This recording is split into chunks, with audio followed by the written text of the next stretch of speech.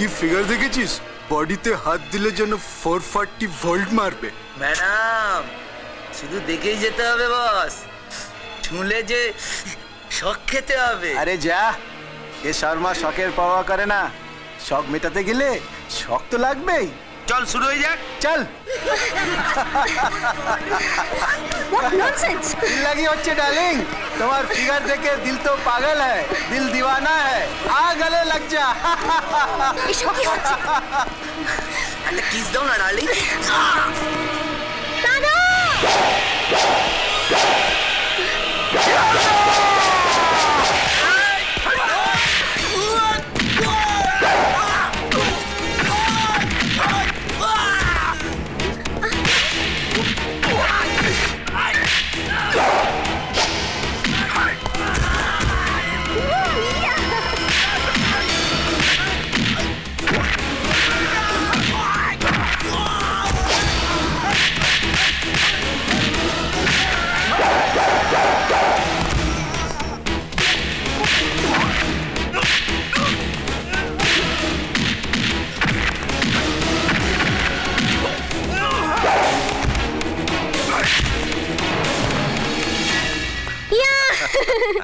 আমি জানতাম আমার ইঞ্জিনিয়ার দাদা আমাকে নিতে অলরেডি এসে গেছে।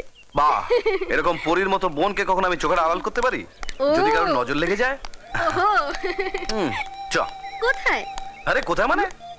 আরে বাবা, আমি এতদিন ধরে ঘষে ঘষে ঘষে ঘষে ইঞ্জিনিয়ারিং পাস করলাম। তুই ভাবতে পেরেছিলি আমি ইঞ্জিনিয়ার হবো? পারিসনি তো? তো হয়ে গেছি, সেলিব্রেট করতে হবে না? ওকে চল এখান থেকে সোজা।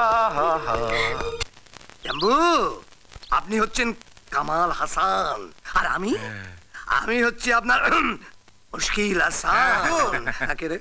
সিটি দে দে দাদা। কোথেকে এসছে? কলকাতা টিক্কা সিরাজ দাদা বাবু আর রোজনার দিদি তোমায় লিখছে। ঠিক আছে দিয়ে আস।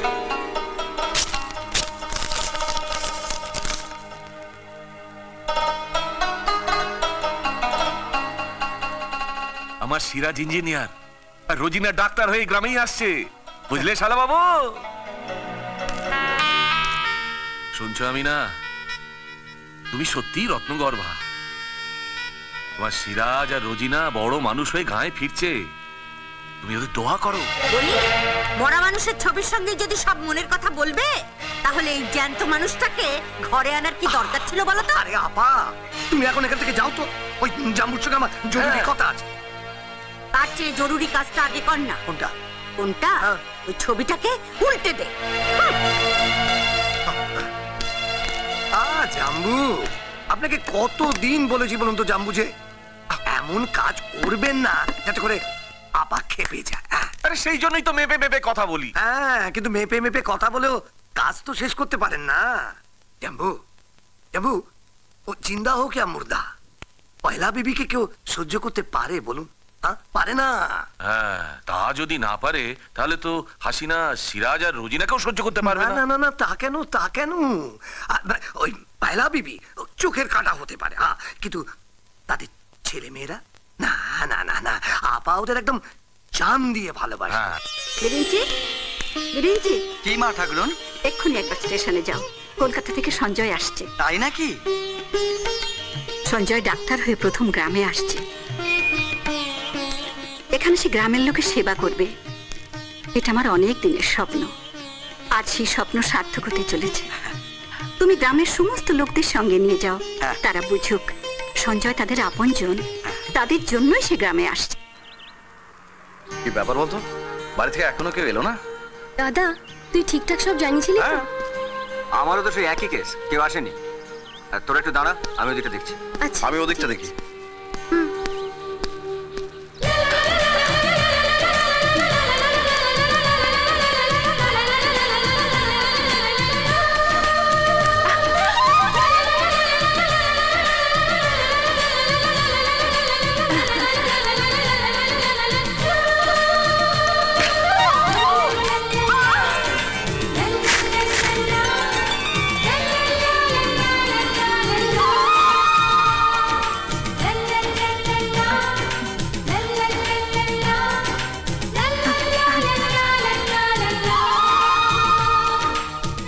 এটা কি হলো?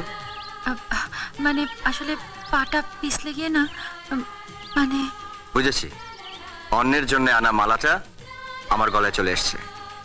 নিন।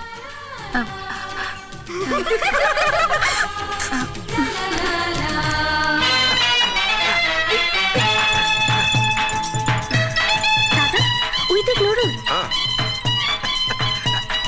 থামা থামা থামা।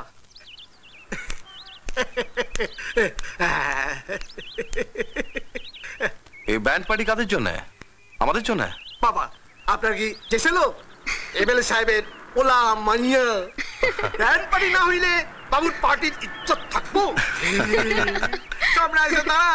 এবার এবার শোভাযাত্রা শুরু হইব, বিজয় মিছিল। এই বাজা বাজা। এত লোক, এরা কারা বেরিয়েছে কাকা? এরা সবাই আপনার নিজের লোক দাদা বাবু। এরা আপনাকে মাথায় করে নিয়ে যাবে। বলো সঞ্জয় চৌধুরী। এসব কি হচ্ছে? এটা কি?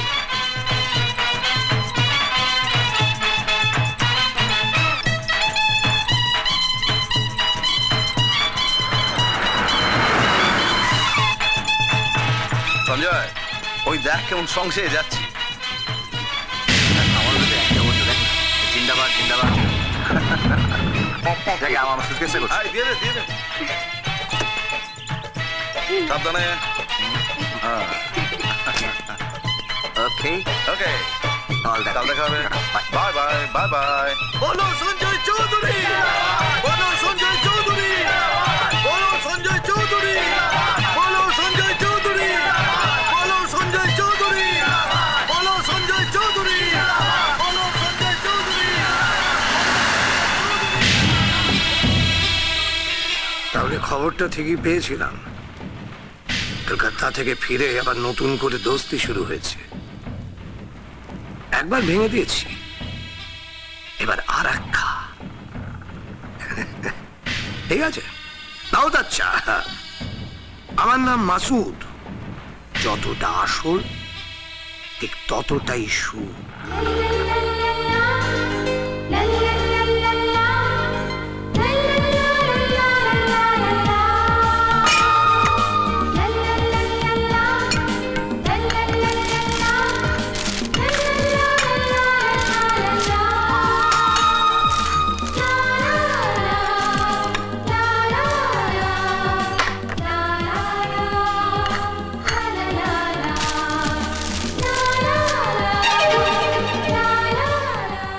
আপনি?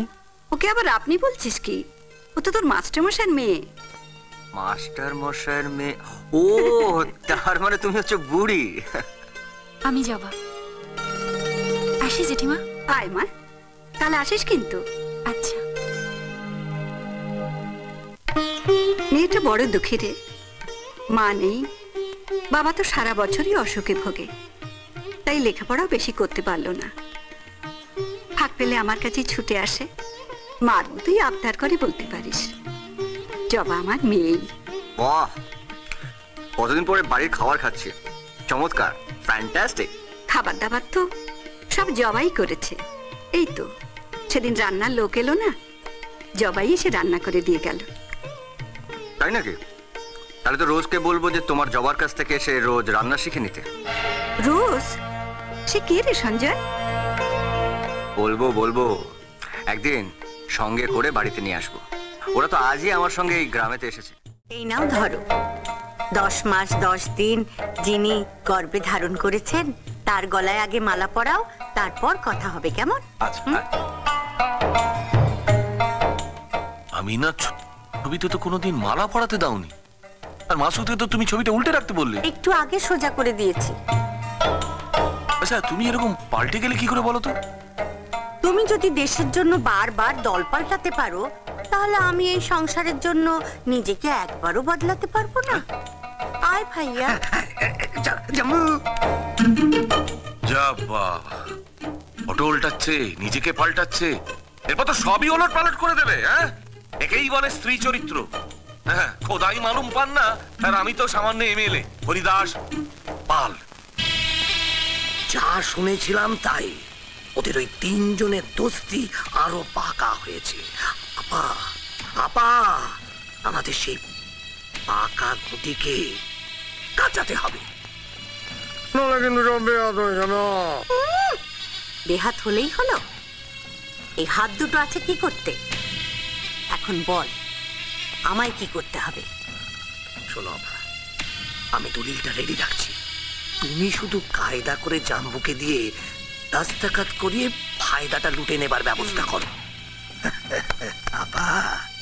বাকি কাজ তোমার এই ভাই জানে, সুদে আসলে সব লুটে নেব।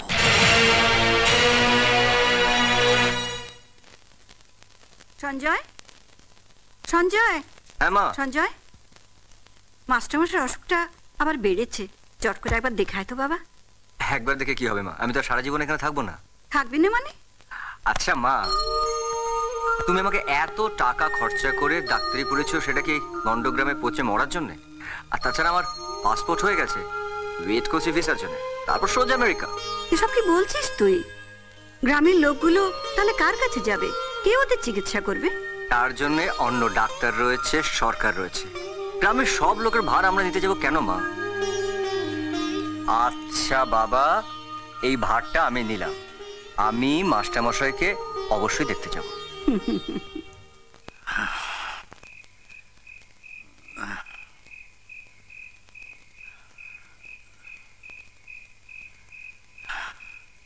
যাক, এবার আমাদের দুঃখ খুঁজল। কি করে বুঝলেন?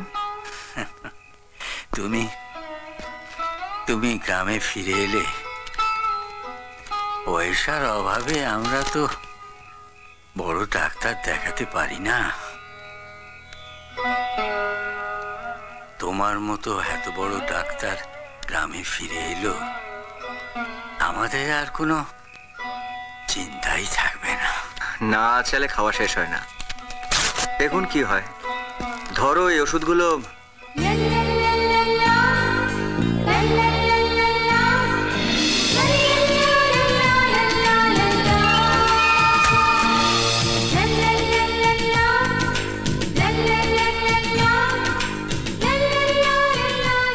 এই যে কি হলো, ওষুধগুলো বুঝে নিতে হবে তো? না মানে ইয়ে বলুন। প্রথমের ওষুধটা খাওয়ার আগে দুবার, আর দ্বিতীয়টা খাওয়ার পরে। মনে হচ্ছে যে পরে একটা ছোট অপারেশন করতে হবে। অ্যাকচুয়ালি পরশুদিন এসে দেখে যাব। কাল আসবেন না? কাল একবার এসো না বাবা। তুমি বাড়িতে পা রাখলেই আমার যেন অর্ধেক অসুখই সেরে যায়। কাল আসতে পারবো না, কাল হোলি।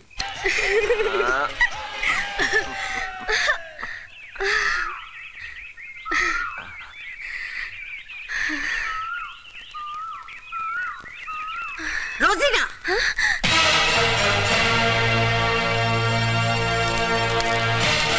তোর কি মাথা খারাপ হয়ে গেছে? রোজিনা, তুই হোলি খেলছিস? তোর স্মৃতিতে লাল আবির। তুই না মুসলমান? হিন্দু মুসলমান এসব জাতের তফাৎ আমি মানি না কাকিমা। আমি রোজকে ভালোবাসি। কি সর্বনাশ! হিন্দুর ছেলের সঙ্গে মুসলমান মেয়ের ভালোবাসা অসম্ভব। তাহলে সমাজ বলে কিছু থাকবে? ধর্ম বলে কিছু থাকবে? কিসের ধর্ম? কিসের সমাজ? পৃথিবীতে একটাই ধর্ম আছে, সেটা মানুষের ধর্ম। আর একটাই সমাজ আছে, মানুষের সমাজ। এর বাইরে আমি কিছু মানি না। তুমি মানো না বললেই তো সমাজ থেকে আচার বিচার সবকিছু উঠে যেতে পারে না? ঠিক। হিন্দু মুসলমান কোনোদিন এক হতে পারে না। কেন পারে না? ভোটের আগে তোমরাই তো বলো হিন্দু মুসলমান ভাই ভাই, আর ভোট ফুরলেই চোখ পাল্টে বলবে হিন্দু মুসলমানের সম্পর্ক নাই। ওসব ধাপ্পাবাজির খেলা এই মাঠে খেলতে এসো না। ওদের ভালোবাসায় যদি কেউ হাত দেয়, তাহলে সেই হাত আমি কেটে দু টুকরো করে ফেলে দেবো। ওদের কোনো ক্ষতি আমি হতে দেব না। এটাই আমার শেষ কথা। শুধু শুধু মাথা গরম করছিস কেন বলতো সিরাজ? শুধু শুধু মাথা গরম করতে নেই। আচ্ছা আচ্ছা, তুই যে কথাগুলো নিজের লোকেদের সামনে দাঁড়িয়ে বলছিস সেগুলো পারবি? চৌধুরী গিন্নির সামনে দাঁড়িয়ে সে কথাগুলো বলতে? পারবে না। সেখানে ওই লাইলা মজনু প্রেম ওসব চলবে না, বুঝলে?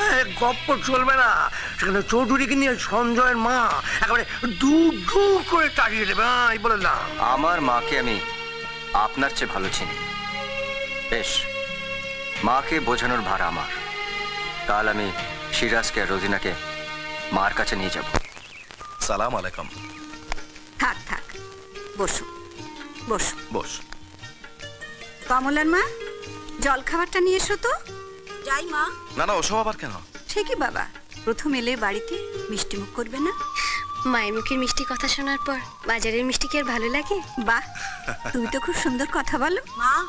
হ্যাঁ, রাখ রাখ এখানে। তোমরা কথা বলো, আমি ভেতরে যাচ্ছি। মা, বসো। ওরা তোমার সঙ্গে কথা বলতে এসেছে। আমার সঙ্গে? হ্যাঁ কাকিমা, তার আগে আমাদের পরিচয়টা দিয়ে নি। আমি সিরাজ, ও আমার বোন রোজিনা। আমরা জানি কামাল হাসানের ছেলে আর মেয়ে, তাই তো? হ্যাঁ। আমার জানার বাইরে যদি কিছু থাকে তাহলে বলো। মা, আমি বলছি, সিরাজ ইঞ্জিনিয়ারিং পাশ করেছে, রোজিনা ডাক্তারি। মানে আমরা দুজনে একসঙ্গে ডাক্তারি পাশ করেছি। ওর ইচ্ছে যে আমেরিকাতে গিয়ে প্র্যাকটিস করুক, তাই আমরা ভাবছিলাম যে আমরা মানে আমি আর রোজিনা।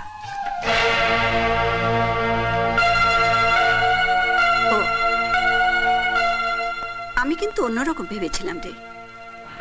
যুগ যুগ ধরে আমাদের দেশের গ্রামগুলো অবহেলায় অযত্নে পচে মরে। ডাক্তার নেই, ওষুধ নেই, হাসপাতাল নেই। ভেবেছিলাম তুই গ্রামে এসে সেই অভাব দূর করবি। মা, তুমি তো আমার অ্যাম্বিশনের কথা জানো। তাছাড়া রোজিনাও চায় যে... সব কথা ওকে টানছিস কেন? ওর সব ইচ্ছে কি তোর ইচ্ছে নাকি? কাকিমা, সঞ্জয় রোজিনার ইচ্ছেগুলোকে খুব গুরুত্ব দেয়। আসলে রোজিনা ওর খুব কাছের। জানা ছিল না। কতটা কাছের বললে বুঝতে সুবিধা হবে। সেটা সঞ্জয় সবচেয়ে ভালো বলতে পারবে কাকিমা। আজ আমরা আসি। চল। দাঁড়াও সিরাজ, আমি তোমাদের মায়ের মতো। জীবনের ভালো মন্দ আমি অনেক দেখেছি।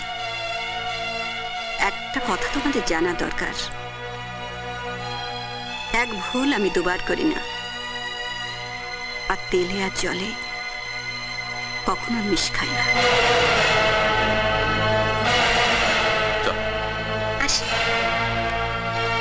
আসি রে।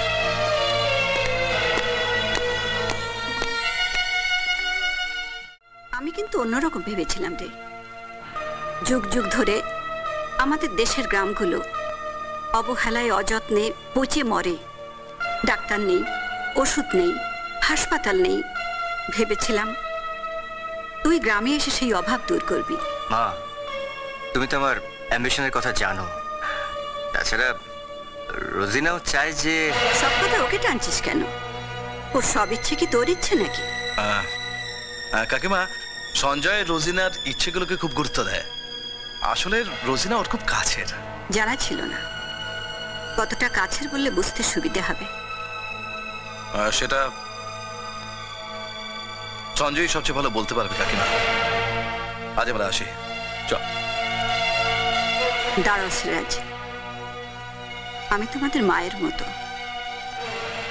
জীবনের ভালো মন্দ আমি অনেক দেখেছি। একটা কথা তোমাদের জানা দরকার, এক ভুল আমি দুবার করি না। আর তেলে আর জলে কখনো মিশ খাই না।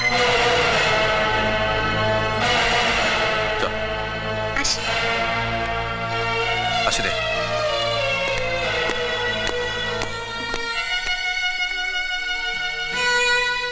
মা,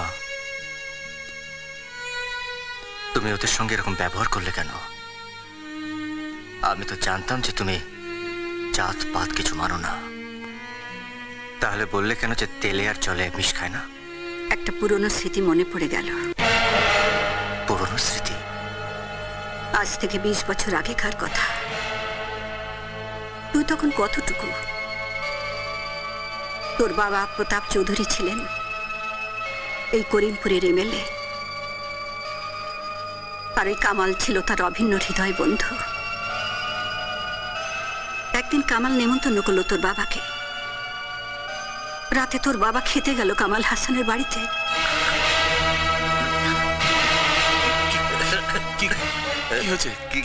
কি হলো বলো তো কামাল? মাথাটা ঝিমঝিম করছে, পেটগুলো মনে হচ্ছে সব বমি হয়ে যাবে। সে কি সেবাইয়ের পায়েসটা কি শরীরটা খারাপ করছে? কিন্তু ওর ভাই তো এটা বড় দোকান থেকে নিয়ে এলো। আমি মাসুদকে খবর দিচ্ছি, তুমি বরং মিসেস চৌধুরীকে শিগগির খবর দাও। যাও যাও যাও যাও। প্রতাপ দা, ও প্রতাপ দা, কি হলো? কথা বলো, অমন করছো কেন? বলো।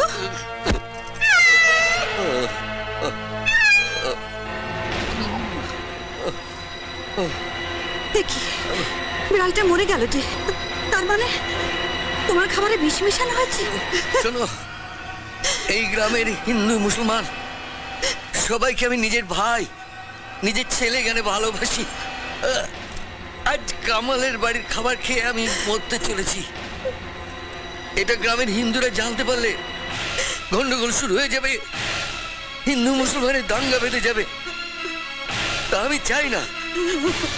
ভাই ভাই খুনোখুনি হলে আমি মরেও শান্তি পাবো না। আর আমার ডেড বডি পোস্টমর্টেম করাবে না। সবাই জানুক এটাই আমার স্বাভাবিক মৃত্যু। কথা দাও, বলো, কথা দাও, কথা দাও, কথা দাও। কথা দিয়েছিলাম তোর বাবাকে, তাই আজও কেউ জানতে পারেনি যে বিষ খাইয়ে ওরা তোর বাবাকে খুন করেছিল। কিন্তু আমি কি করে ভুলবো? তাই সেদিন থেকে ও বাড়ির সঙ্গে আমার সব সম্পর্ক শেষ। এই কথা তুমি আমাকে আগে বলনি কেন মা? আমি এক্ষুনি এমএলএ কামাল হাসানের বাড়িতে যাব আমার বাবার খুনের জবাব চাইতে। না, তুই যেতে পারবি না। এ তুমি কি বলছো মা? আমি আমার বাবার খুনের প্রতিকার চাইবো না? চাইলে ঝড় উঠবে, আর সেই ঝড়ে এই করিমপুরের হিন্দু মুসলমানের সুন্দর সম্পর্কটা শেষ হয়ে যাবে। 20 বছর আগে তোর বাবাকে দেওয়ার কথার খেলাপ আমি করতে পারবো না। দাঙ্গা হতে আমি দেব না। দাঙ্গা? মা, এর মধ্যে নিশ্চয়ই কোনো একটা রহস্য আছে। কেউ বা কারা চায় যাতে দাঙ্গা হোক, আর আমাকে জানতে হবে সেটা কারা। ও, তাহলে এর জন্য দুটো পরিবারের মধ্যে সম্পর্ক নষ্ট হয়েছে? হ্যাঁ সিরাজ, সেদিন কিন্তু আমার মা ওই দাঙ্গাটাকে রুখে দিয়েছিল, নইলে হয়তো তোর বাবা। দেখ সঞ্জয়, আমার বাবাকে আমি চিনি। আমার বাবার চরিত্র দুর্বল। হ্যাঁ, এটা ঠিক, উনি অসৎ, কিন্তু নিজের বন্ধুকে খুন করার মতো নীচ উনি নন। আমার মনে হয় এর মধ্যে অন্য কেউ আছে, আর তাকে আমাদের খুঁজে বার করতে হবে।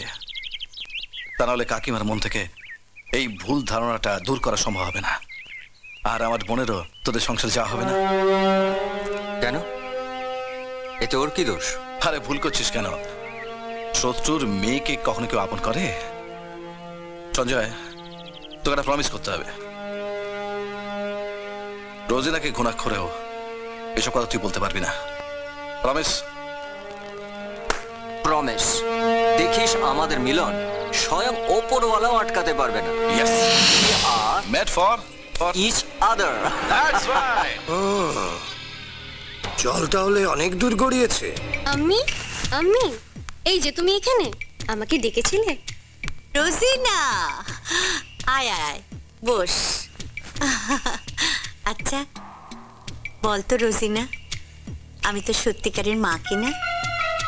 হঠাৎ এই কথা কেন বলছো? আমি সেই ছোটবেলা থেকে জানি তুমিই আমার মা। আমিও তো তাই জানি রে রোজিনা। পেটে না ধরলেও তুই আমার মেয়ে। তোর সুখেই আমার সুখ। তোকে অসুখী করলে দোজখেও আমার জায়গা হবে না রে। হঠাৎ এসব কথা কেন বলছো মা? হঠাৎই তো চোখের সামনে সত্যিটা ধরা দেয় মা। কাল সারা রাত আমি খুব ভেবেছি। সঞ্জয়কে তুই তো খুব ভালোবাসিস, তাই না? হ্যাঁ আম্মি, ওকে ছাড়া আমি কিছু ভাবতেই পারি না। কেন ভাববি? ওকে ছাড়া পন্ডির কথা তুই কেন ভাববি মা? যাকে ভালোবাসিস তাকে নিয়ে ঘর বাঁধা তোর অধিকার। আম্মি, তুমি সত্যি বলছো? এই তোর গা ছুঁয়ে বলছি, সঞ্জয় তোর। আমি নিজে সঞ্জয়কে তোর হাতে তুলে দেব মা। ও আম্মি, ইউ গ্রেট। কিন্তু আব্বু? তোর আব্বুকে রাজি করানোর ভার আমার, তুই কিচ্ছু ভাবিস না। যা, তো সঞ্জয়কে গিয়ে বল যে খুব শিগগির শাদীর প্রস্তাব নিয়ে ওর মায়ের সঙ্গে আমরা দেখা করছি। ও আম্মি, তুমি তুমি আমি এক্ষুনি যাচ্ছি, এক্ষুনি যাচ্ছি।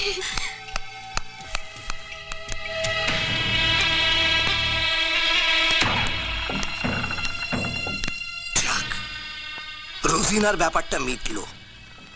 এবার সিরাজ। সিরাজ? ওর আবার কি হলো?